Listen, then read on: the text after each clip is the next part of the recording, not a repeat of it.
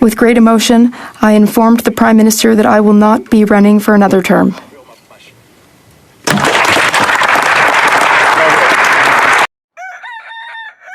This Guy's Garage.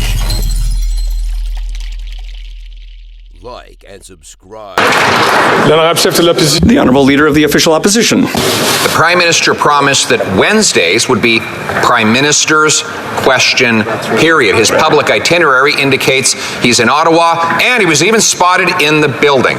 So the question is for the Prime Minister about the carbon tax chaos he has unleashed.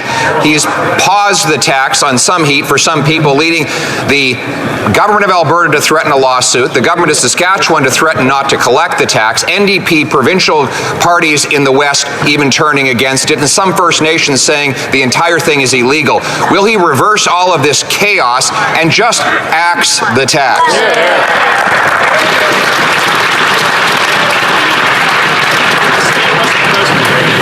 Before I have the Honourable Minister answer the question, I just want to remind all members it's important not to do indirectly what you can't do directly. As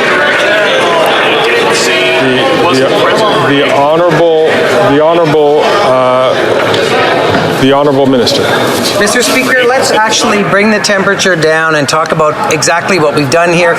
We've accelerated the replacement of home heating oil for heat pumps. Mr. Speaker, it's a national program, and if the Premier of Alberta and the Premier of Saskatchewan want to make sure that people who heat their homes with oil in those provinces have access to the same heat pumps, you know what they can do, Mr. Speaker? They can join 3 Atlantic provinces and BC and sign up for a plan and help low-income people in their province. Will they do it? Time will tell. The Honourable Leader of the Opposition. Mr. Speaker, the question was for the Prime Minister. Right. He has unleashed carbon tax chaos across the country. After saying he would never bend, he backed down because I kept beating him in these debates in the House of Commons. And he put a 2-year pause on some heating oil for some people, causing Saskatchewan to threaten not to collect the tax, Alberta to threaten a lawsuit, 6 provinces coming out against the plan, First Nations saying it's illegal. If he's so proud of himself and what he's done, then why won't he stand up now and defend it?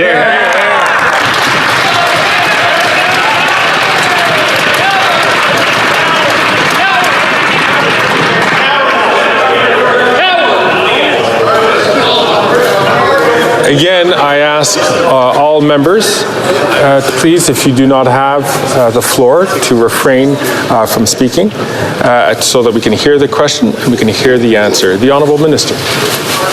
Thank you, Mr. Speaker. The Honourable Leader of the Opposition seems to be too busy patting himself on the back to actually do his homework. At the end of the day, heating oil costs anywhere between 2 and 4 times the price of natural gas. It is a particular driver of energy poverty in this country. We have taken steps forward to improve affordability by enabling the implementation of heat pumps, which will save people up to $2,500 a year, but doing so in the context of a plan to fight climate change, something again that the Leader of the Opposition has done nothing about in the years since he became the Leader of the Opposition. They're here. The Honourable Leader of the Opposition. Badly for that Liberal minister who's been abandoned by his leader, who the leader of their government won't even stand and defend his own decisions.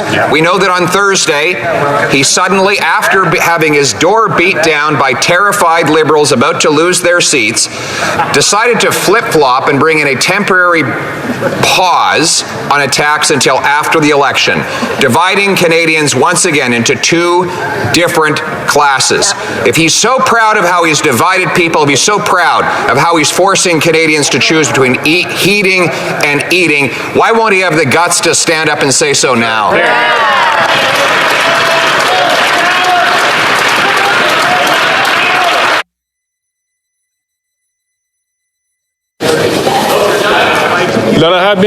The Honourable Minister. I'll tell you who's feeling abandoned by their leader.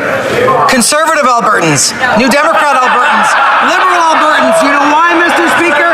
Because Danielle Smith is trying to take Albertans out of the Canada Pension Plan. And what do we have from the Leader of the Conservative Opposition, Mr. Speaker? Weak sauce and plastic statutes. The pretender to the throne can stand up here right today and say a full-throated defense of Canada Pension Plan while his 30 Alberta MPs stand in silence. Will he or won't he? I know we will, Mr. Speaker, and Albertans can count on us defending them every single day along with their pensions.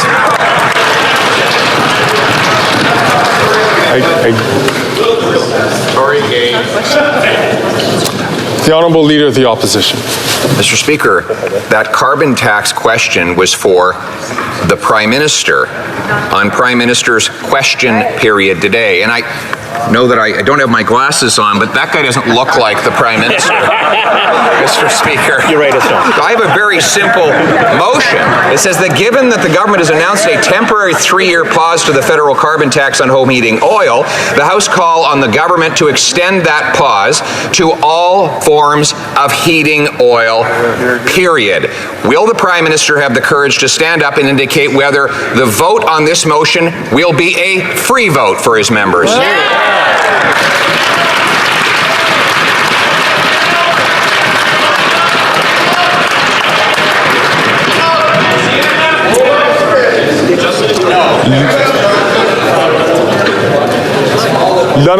The Honourable Minister. Thank you, Mr. Speaker. Those of us on this side of the House prefer to do good public policy rather than simply just play politics. I know that is an idea that seems to be foreign to the Leader of the Opposition. Heating oil is 2 to 4 times expensive as natural gas. It is a particularly acute issue for people in a number of provinces, not just in Atlantic Canada. The program that we are putting into place applies across the country. It is to ensure that we are addressing concerns around affordability in a thoughtful way while also addressing concerns around climate change, which I'm sure their children will tell them is a very important issue. The Honourable Member for Burnaby South. The Prime Minister has made it very clear that only those who vote for Liberals will get relief on their home heating. The Honourable Leader of the Opposition. For the Prime Minister, his lone Liberal MP in Edmonton was asked, quote, Western Canada, that they're being left out of this whole home heating oil and the exemption for home heat from the carbon price. Should natural gas be added to that? He said, no, I'm not concerned at all. He then went on to say that if Albertans want to have the exemption, they can switch their furnaces over to oil. What? Does the Prime Minister agree with his member from Edmonton that Albertans should spend thousands of dollars putting in a more emitting source of energy just to avoid paying the carbon tax?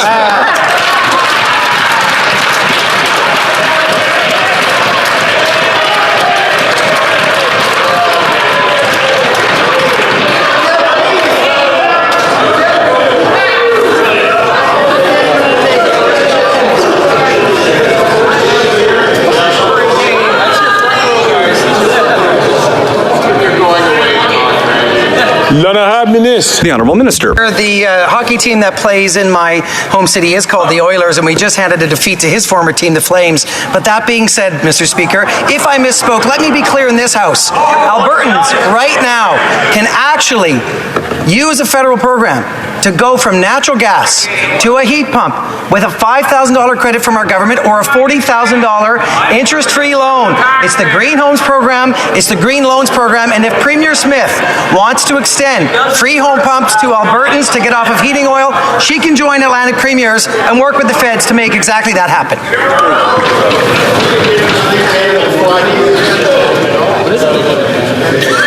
The Honourable Leader of the Opposition. I can understand why the Prime Minister didn't want to stand up and defend that comment from his Liberal member. But, you know, this comment is similar to what we heard from Paul McLaughlin. He's the president of the Rural Municipalities of Alberta. And he said, and I quote, if I have an understanding that I can buy heating oil, which is effectively kerosene, and I can buy it with no carbon levy, I will change all my grain drying and my barn heating to heating oil. I'll tell you right now, there are folks doing the math. So the government is now incentivizing farmers to spend money shifting from natural gas drying and heating over to oil heating, which has higher emissions. This makes no sense. Why won't he just shake off this lunacy and axe the tax?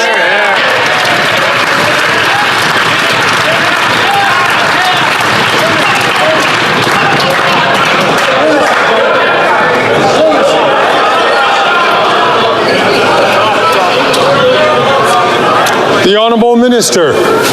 Thank you, Mr. Speaker. Heating oil, perhaps the honourable member does not understand this. Heating oil is 2 to 4 times as expensive as natural gas. It is a particularly acute issue with respect to heating and affordability. I would tell you, though, that he should also be aware that the exemption is for 3 years, during which time people are expected to implement heat pumps to ensure that they actually have an affordable way to address this issue, but in a manner that is consistent with fighting climate change, something, again, that the honourable leader either doesn't believe in or certainly doesn't think is important. The Honourable Leader of the Opposition. While the question was for the Prime Minister, I'm glad this member answered because he reminded Atlantic Canadians that it is just a pause and that if they re-elect this Prime Minister, they will get a massive tax increase on their home heating oil. And where is all the money going? We now know that 60% of Canadians pay more in carbon taxes than they get back in rebates. The difference is funding this wasteful government. We now know that a senior member of the Liberal government's bureaucracy compared their $1 billion green fund to the sponsorship scandal, saying that it was massive incompetence. Who got rich and who will have to pay?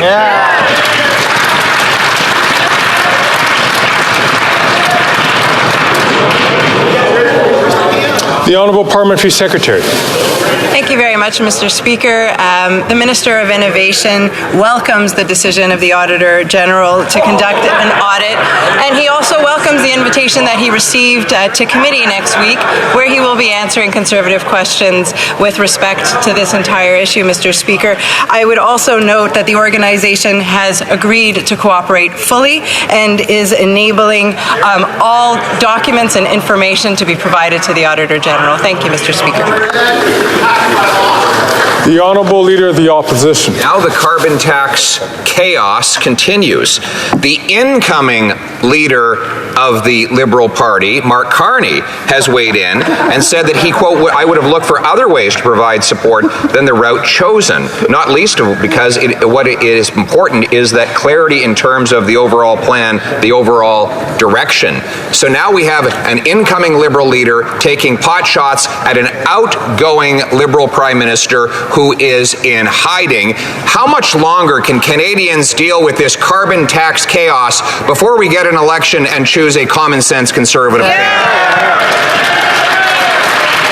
I'll pass on the question to the Parliamentary Secretary to respond. Thank you, Mr. Speaker. It's 2023, and if you don't have a plan to fight climate change and protect the environment, then you don't have a plan for the economy or for affordability either. And it's very clear that the Conservative plan is just to cut funding for social services like the Canada Child Benefit and our dental plan and seniors funding and the dental benefit, which has just recently surpassed 200,000 children, Mr. Speaker. The Conservative plan to fix global inflation by cutting people's services is not going to work. It's risky, irresponsible, and it's absolutely reckless, just like the Conservative leader. Mr. Speaker, instead of answering my questions and engaging me in debate, the Prime Minister forces yet another random Liberal to read off PMO talking points about the carbon tax chaos that is unfolding in this country. He's got one province threatening lawsuits, another not collecting the tax at all. He's got NDP provincial governments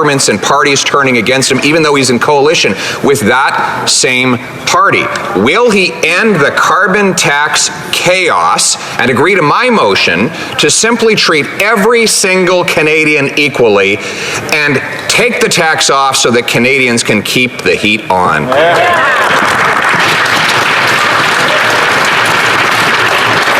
The Honourable Minister. Thank you, Mr. Speaker. I'm not sure that the honourable member is actually listening to the responses, but at the end of the day, heating oil is 2 to 4 times as expensive as natural gas. It is a particularly acute issue with respect to affordability. We have come up with a program that will enable folks to be able to put in place something that will save them significant money while being consistent with the fight against climate change. It is, I would say, appalling that in this day and age, we still have a party in this chamber, the Conservative Party of Canada, that has no policy and not even any belief in the reality of climate change. It is time that that changed, and Canadians will make that happen in the next election. The Honourable Leader of the Opposition. Mr. Speaker, Prime Minister said he would have Wednesday Prime Minister's question period, that he would show up for work and answer questions. But here we are less than a week after he had to back down and pause his signature policy, the massive new carbon tax. His plan now is to quadruple that tax to 61 cents a litre, forcing seniors everywhere to choose between eating and heating. If that's really the right thing to do, then why doesn't he have the guts to stand up and defend that policy before Canadians here and now?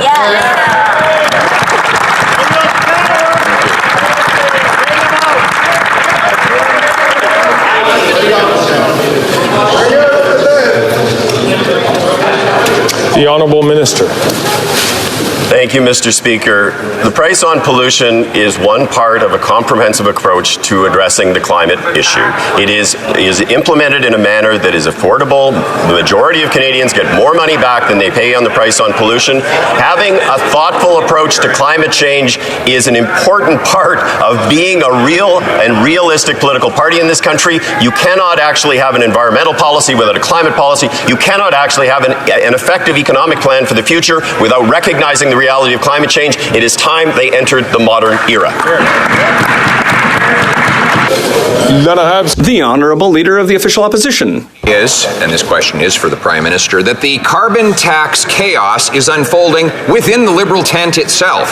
We saw last week, just as I was about to hold a thunderous rally of 1,000 common-sense Nova Scotians to axe the tax, the Prime Minister was in a sweaty ball on the ground. He had to flip-flop and hold a hastily called and humiliating press conference. Now, Mark Carney has come out against his flip-flop, and Percy Down, a loyal Liberal senator, has called for the Prime Minister to resign because of his fiscal irresponsibility.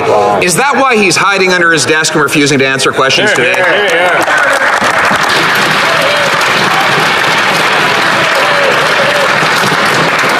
The Honourable Minister. Thank you, Mr. Speaker. Other than trying to find ways to do indirectly what he is not actually allowed to do directly, the one thing that is consistent about the Leader of the Opposition is that he loves to pat himself on the back continuously. At the end of the day, what we are interested in on this side of the House is good public policy. We have put into place a plan that will assure affordability for Canadians, that applies across the country, that does so in a manner that actually addresses the reality of climate change. Once again, it is appalling and a shame that the Conservative Party does not believe in climate change, has no plan to do anything about it. Exactly. The Honourable Leader of the Opposition. This Liberal senator, Mr. Percy Down, wrote, and I quote, "The opportunity for a Conservative government has been created by a lack of fiscal responsibility by the Liberal government, and the damage it has caused our economy is now showing up in the opinion polls. Within the Liberal Party, many members who are in favor of fiscal responsibility have given up on this current iteration of the Liberal Party, and hence the leader should resign." Yet he won't stand and answer questions, even though his itinerary shows that he was in this building today. Wow. If he won't show up and do his job, why won't he get out of the way? Because I will.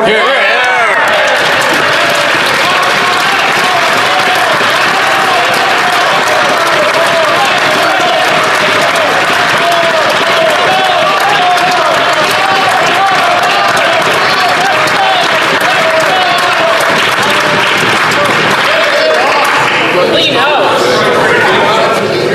Leave the rot out of this house. Bring the abscess.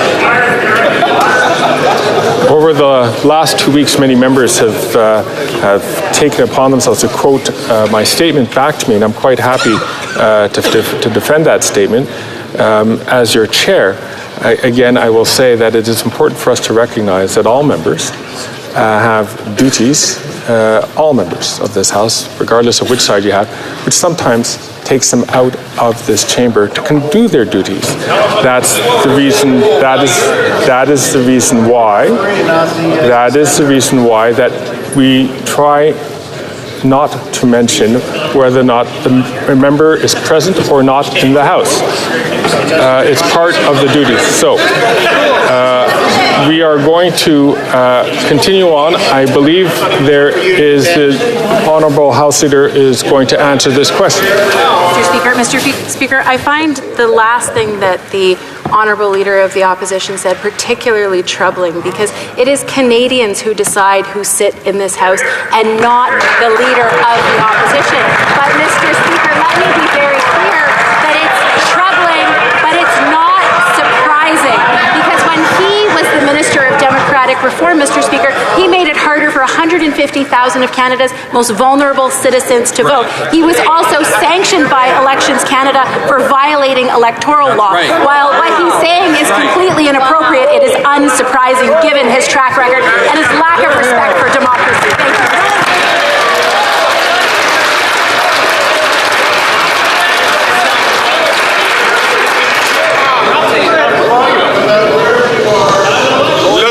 Thank you. Again, colleagues, it is so important. Colleagues, sit down. Hello. Order. Colleagues, it is important, once again, to not call in. Sit down, speaker it up. Could I ask the member, please, from Surrey, to please allow me to continue. Colleagues, I ask all members to please exercise discretion. These are the things which you all raised with me and others in terms of improving the discretion. So, I'm going to ask the Honourable Leader of the colleagues.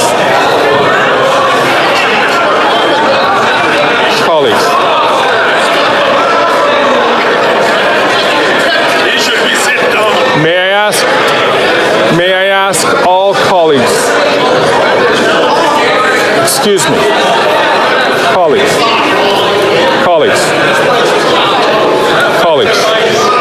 temperatures are running hot. Temperatures are running hot today. If I could ask all members, please, to sit down. May I ask all members to respectfully sit down, please? All members. May I ask all members to respectfully sit down until I recognize them to speak? Colleagues. Leader of the Opposition.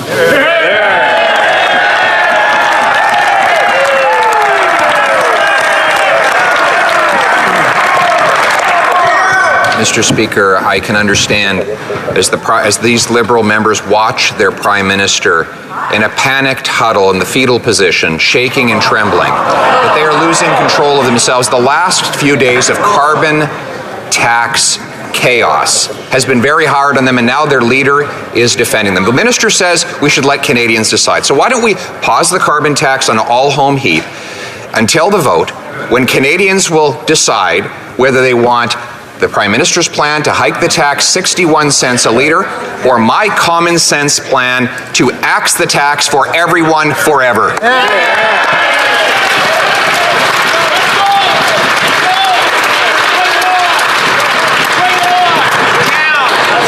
The Honourable Minister.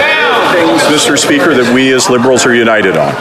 We are united on the fact that the Leader of the Opposition is trying to destroy the action that our government is taking on climate change. Not only our government, but governments across the world that are finally turning the tide, because he wants to go back to the time when they were attacking climate action. Mr. Speaker, we're united in the fact that we led the G7 in 2020 and 2022 in growth, that we're going to be number one again in 2024, that 64,000 jobs were created in Canada. Which country would he change places with? When he denigrates Canada, what country does he think better? Because this is the greatest country in the world, and we will stand up for it, Mr. Speaker.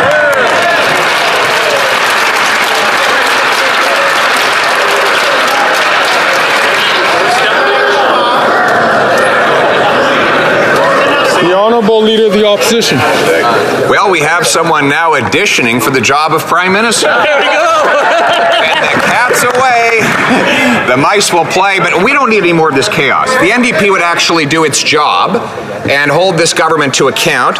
they would announce today they would vote in accordance with the views of the NDP in BC, Alberta, Saskatchewan, and now Manitoba, all of whom agree that people in cold climates, whether it be in Timmins or Kapuskasing or Churchill, should enjoy tax-free heat. So will they vote to keep the heat on by taking the tax off, or will they once again serve this out-of-touch Prime Minister?